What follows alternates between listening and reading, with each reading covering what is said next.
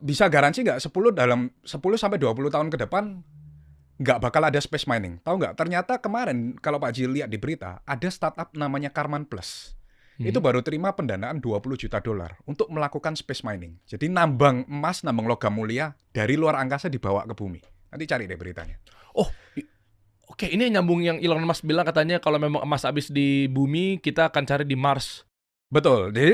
Jadi istilahnya space mining ini orang-orang di Amerika sana, di negara maju sudah mulai betting duitnya ke arah sana.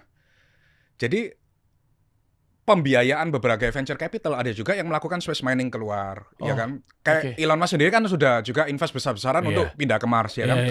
Jadi kalau dibilang siapa yang bisa garansi dalam 10 sampai 20 tahun ke depan space mining ini gagal atau sukses? Gak ada yang tahu kan? Gak ada yang tahu. Iya, bisa sukses, bisa juga gagal. Tapi kalau sukses, ya tahu sendiri resikonya berarti apa kan dengan supply-nya. Dan kemarin juga kalau kita bilang, NASA kemarin itu di tahun 2023 sudah meluncurkan roketnya ke asteroid 16, Psyche namanya. Asteroid 16 PSY-CHE. Psyche.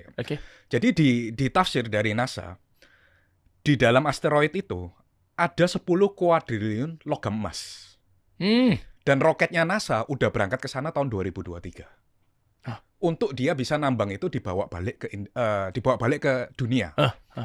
Ke bumi ya, bumi. Ke bumi ini. Dan itu udah jalan loh. Oh iya? Udah jalan, cari beritanya Pak Haji. NASA itu 2023 udah berangkatkan roketnya ke asteroid 16 itu.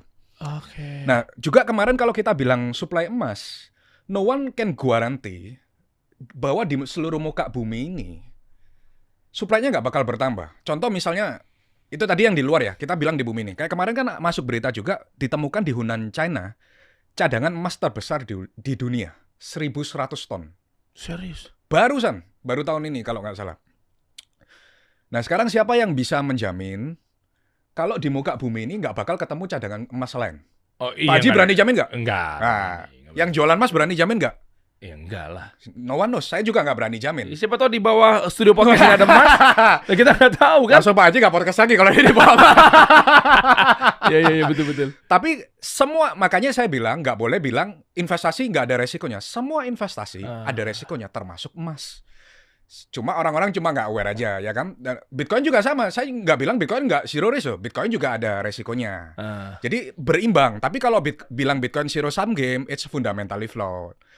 Makanya saya bilang kan bandingkan dengan resiko yang mungkin terjadi dengan emas kan.